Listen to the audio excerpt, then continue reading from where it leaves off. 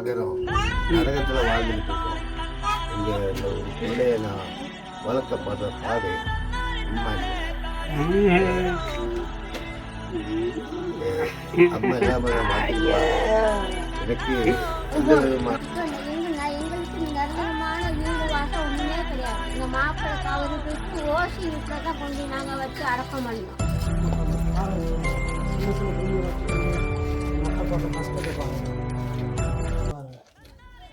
நாலு பேரும் ஒரே வீடு, ஒரே வீட்டில் 4 பிள்ளைகள். எந்த ஒரு உதவியும் இல்லை.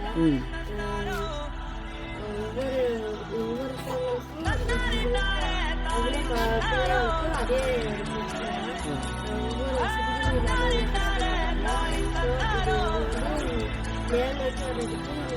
வணக்கம் என் சொந்தங்களே, என் அரசியல் தலைவர்கள் வணக்கம்.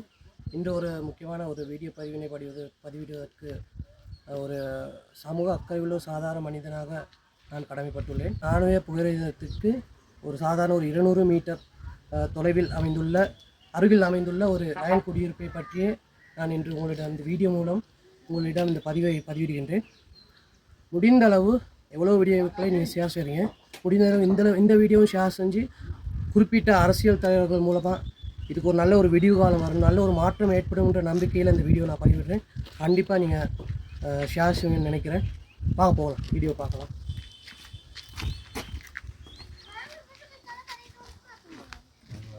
நகரம் நரகத்தில் வாழ்ந்துக்கிட்டு இருக்கோம். இங்கே இந்த ஒரு பிள்ளையை நான் வளர்க்கப்படுற பாடு அம்மா இல்லை. அம்மா இல்லாமல் நான் மாற்றிக்குவா. எனக்கு எந்த விதமான இந்த பிள்ளைக்கு எந்த விதமான உதவியும் இல்லை. அவங்களுக்கு ஏதோ இந்த இதில் எத்தனையோ பேர் வந்து பார்த்துட்டு இந்த வீட்டு திட்டங்கள் வந்துச்சு. அந்த திட்டங்கள் எல்லாம் ஒன்றும் எங்களுக்கு கிடைக்கல. இருக்கிறவங்களுக்கு மட்டும் வீடுகளை கொடுத்தாங்க. குசினி வீடு கட்ட முடியாத ஒரு சூழ்நிலையில் ரொம்ப கவலைக்கிடமான ஒரு இதில் தான் இருக்குது. நீங்களே பார்க்கலாம். இது உள்ளுக்கு ஒரு அறை, 2 அறையும்.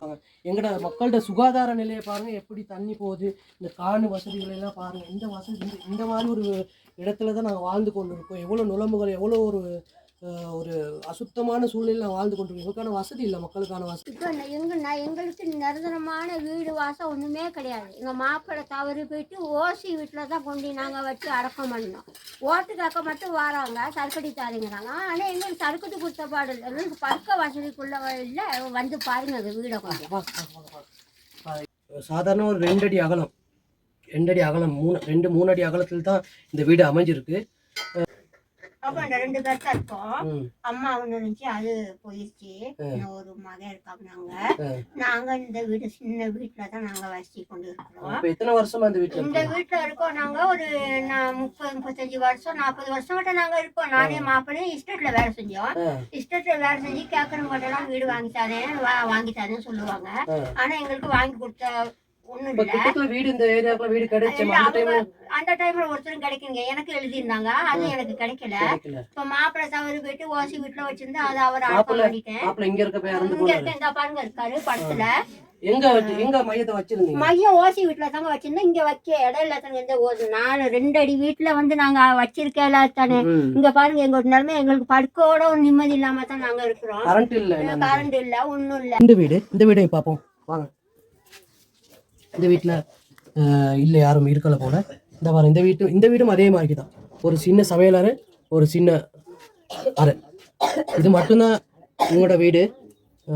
பார்ப்போம். இதுக்கப்புறமும் நம்ம அடுத்து சந்திக்க போகிற நிறைய விஷயங்களை பார்ப்போம், மக்களை சந்திப்போம். வாங்க. அது ஒரு வீட்டில் 2 குடும்பம் இருக்குன்னு சொன்ன 2 வீடு, ஒரு வீடை 2ஆக பிரித்து சின்ன அறைகள் கொண்ட ஒரு வீடு தான் பார்த்தோம். இந்த வீடு தான் நம்ம பார்த்தோம். வீட்டு ஒரு வீடு. நீங்களே பார்க்கலாம். இது ஒரு வாசல், 2 வீடு. வீட்டு ஒரு வீடு, சின்ன வீடு, இங்கே ஒரு சின்ன வீடு. பார்ப்போம். இதை விட ரொம்ப மோசமான நிலைமையில நம்ம மக்கள் வாழ்ந்து கொடுத்தாங்க. தயவு செய்து பாருங்க. 2 குடும்பம் இருக்கு ஒரு வீட்டில். ஸோ பெரிய மனுக்கு 4 பிள்ளை இருக்காங்க. சின்ன மனுக்கு பார்த்துக்கோ. இந்த வீட்டில் 2 குடும்பம் வாழ்ந்து, ஒரு 2 குடும்பங்கிறப்ப ஒரு குடும்பத்தில் ஒருத்தருக்கு சம்சாரம், அவர் 4 பிள்ளைகள், இவங்க உட்பட கிட்டத்தட்ட 6-7 பேர் இந்த குடும்பத்தில் வாழ்ந்து கொண்டிருக்காங்க. இந்த சின்ன வீடு தான். இந்த சின்ன வீட்டில் 2 குடும்பம் வாழ்ந்து கொண்டிருக்கு. இது இந்த மாதிரி விஷயம் நீங்கள் பார்க்கணும். வாங்க, உங்களோட சமையல் அறையை பார்க்கலாம் வாங்க அப்படின்னு சொல்லி பாருங்க. இந்த ஒரு சின்ன சமையல் அறையில் தான் வாழ்ந்து கொண்டிருக்காங்க. இவங்களோட நீர் வசதி, வீட்டு உள்ளுக்கு வந்து தண்ணி போய் கொண்டு இருக்கு. இது மட்டும் இல்லாமல் இந்த இடத்துல முக்கியமான ஒரு விஷயம் வந்து பதிவு என்னன்னு கேட்டால், அதிக மழை வரும்போது இந்த குசினி மூலம் வந்து இந்த சமையல் உள்ளுக்கு இந்த வீட்டு ஃபுல்லாக தண்ணி வரும். ஏன்னு கேட்டால் இந்த லயன் குடியிருப்பு வந்து ரொம்ப ஒரு தாழ்ந்த நிலத்திலேயே காணப்படுது. ஸோ அந்த மாதிரி சந்தர்ப்பத்தில் அதிக மழை வரும்போது நிலத்துக்கடியில் வந்து தண்ணி வந்து இந்த சமையல் அறையில் ரொம்ப பாதிக்கப்பட்டிருக்காங்க. ஸோ அந்த மாதிரி டைமில் ரொம்பவே கஷ்டப்படக்கூடிய சூழ்நிலை காணப்படுது. வாங்க அடுத்து பார்க்கலாம் எப்படி எப்படி சொல்லி. ஸோ அது அவரோட நீர் வசதி இல்லை. வீட்டு முன்னுக்கு மலசல கூடத்தை கட்டி நாங்கள் இப்படி ஒரு அவலமான வாழ்க்கையை வாழ்ந்து கொண்டிருக்க மக்கள் வந்து என்னைக்கு இதுக்கான விடிவு காலம் வரும்னு தெரியல. ஸோ இந்த மாதிரி விஷயங்கள் கண்டிப்பாக தலைவர் போய் சேரணும். ரொம்பவே இது இன்னொரு முக்கியமான விஷயம் என்னன்னு கேட்டால், எல்லா வீட்லேயும் வீட்டுக்கு வீடு வந்து மலசல கூட வசதி அமைச்சு கொடுக்கப்பட்டிருக்கு. மலசல கூடத்துக்கு பக்கத்துலேயே சமையல் அறை. எப்படி ஒரு நரக வாழ்க்கை பார்த்தீங்களா? இப்படி ஒரு நரக வாழ்க்கையில் மக்களுக்கு வாழ முடியுமா? இந்த மாதிரி ஒரு இடத்துல சாதாரண இந்த வீட்டில் ஒரு மரணம் ஒன்று ஏற்பட்டால் மரணத்தை வெளியே கொண்டாந்து வச்சு சாதாரண மனுஷனாக சிந்திக்க மக்களே, மரணத்தை வெளியே கொண்டாந்து வச்சு அவங்களுக்கான சடங்குகள் அவலத்தையும் செஞ்சு அந்த மரணத்தை வெளியே எடுத்து கொண்டு போக முடியுமா? ஸோ ஒரு மரணம் ஏற்படும் போது எவ்வளோ சொந்த பந்தங்களுக்கு சுற்றி இருக்கவங்க வருவாங்க வீட்டுக்கு. ஸோ அந்த வீட்டுக்கு வந்து இருக்கக்கூடிய வசதிகளாக இருக்குதான்னு சொல்லி கொஞ்சம் சிந்திச்சு பாருங்க. அதாவது நாங்கள் எதிர்பார்க்கறது தான் எங்களுக்கான ஒரு சாதாரண வசதி கொண்ட ஒரு வீடமைப்பு எங்கள் மக்களுக்கும் ஒரு மாற்றமும் கிடைக்கணும். ஸோ இன்னொரு விஷயம், இந்த மாதிரி ஒரு 2 அறை கொண்ட ஒரு வீட்டில் படிக்கக்கூடிய இளைஞர்கள் வந்து ரொம்பவே ஒரு பின்தங்கிய சூழ்நிலை, எவ்வளோ கனவுகள் எவ்வளோ லட்சியங்களோட வாழ்ந்து கொடுப்பாங்க.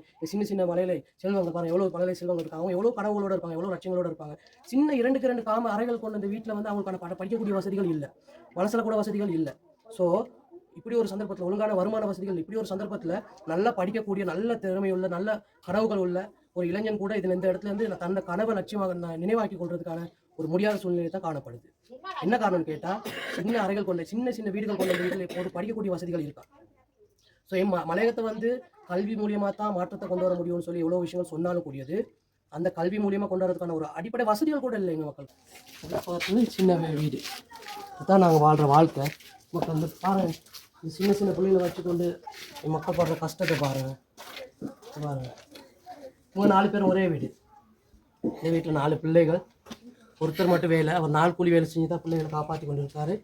4 கூலி ஒரு நாள் 4 கூலி வேலையும் இல்லைன்னு சொன்னால் அவரோட அந்நாள் வந்து பட்னியாக இருக்கக்கூடிய ஒரு சூழ்நிலை தான் காணப்படுது. அவங்க அம்மா மட்டும் பிள்ளைகளை பார்த்து கொண்டு இருக்காங்க. பாருங்க, நீங்கள் வீடை வாங்க பார்க்கலாம்.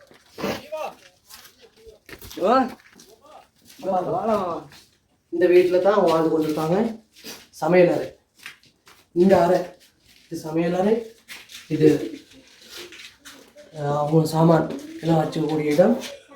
இவ்வளோதான் அவங்களோட வாழ்க்கை. இது அவங்க வாழக்கூடிய அறை. இது இப்படித்தான் எங்களோட மக்களோட வாழ்க்கை. வீட்டில் 3 பேர்ல 2 பேர் படிக்கிறோம். அக்கா வேலை, வீட்டு வசதியெலாம் இல்லை, வீட்டு வசதி இல்லை, படிக்கிறதுக்கு ஒரு இட வசதி இல்லை. வீட்டில் எத்தனை அறை இருக்கு? 2 அறை தான் இருக்கு. 2 அறையில தான் வாழ்ந்து கொண்டு இருக்காங்க. சொல்லுங்கம்மா, உங்களுக்கு எப்படி வீட்டு வசதியில் எப்படி உங்களுக்கு படிக்கிறதுக்கான கல்வி வசதிகள் இருக்கா? கல்வி வசதியே இல்லை, படிக்கிறதுக்கு எந்த ஒரு உதவியும் இல்லை. ஒவ்வொருத்தவங்களுக்கும் இங்கே இருக்க அவ்வளோ பிள்ளைங்களுக்கும் அதே ஒரு பிரச்சனை தான். ஒவ்வொரு வசதிகளும் இல்லாமல் இவங்க கஷ்டப்படுறாங்க. ஸோ இவங்க வந்து மேல் நோக்கி வர்றதுக்கு நீங்கள் தான் கொஞ்சம் ஒரு வீடுங்க அதுங்க மாதிரி கட்டி கொடுக்கணும். எதிர்பார்க்கறது ஒரு சரியான வீடு வசதி கிடைச்சுன்னு சொன்னால் நீங்கள் கண்டிப்பாக ஒரு நாளைக்கு அதிகமான சுற்றுலா பிரயாணிகள் எவ்வளோ டூரிஸ்ட் வந்து எமது நான்வே புகையிரத நிலையத்தில் வந்து இறங்கி இந்த ஒரு இடத்த பெரிய சுற்றுலா துறை மாதிரி பார்த்து கொண்டு இருக்காங்க. ஆனால் இப்படி ஒரு புகையிரத பக்கத்தில் ஒரு 200 மீட்டர் தொலைவில் வந்து இப்படி ஒரு குடியிருப்பு காணப்படுதுன்னு சொல்லி உங்களுக்கு தெரியுதா இல்லையா எங்களுக்கு தெரியல. நானே இப்போ புகையிரதமாக இருக்கட்டும், நானே பிரதேசமாக கூட ஒரு பிரசித்தியான ஒரு பிரதேசம். ஸோ இந்த பிரதேசத்துக்கு பக்கத்தில் இப்படி ஒரு குடியிருப்பு காணப்படுங்கிறது வந்து கேவலம், வெக்கம், மேலுமே வெக்கம். ஸோ நாங்கள் இப்படியாப்பட்ட ஒரு வட்டாரத்தில் தான் மக்கள் வாழ்ந்து கொண்டு இருக்காங்க. அதை உடைச்சி தள்ளிட்டு கட்சி பேதமின்றி நீங்கள் அமைக்கக்கூடிய வீடு திட்டங்களாக இருக்கட்டும், எந்த வசதியாக இருக்கட்டும், கட்சி பேதமின்றி அனைவருக்கும் சமமாக கிடைக்கணும். அதுதான் உங்களுடைய வேண்டுகோள். வணக்கம்.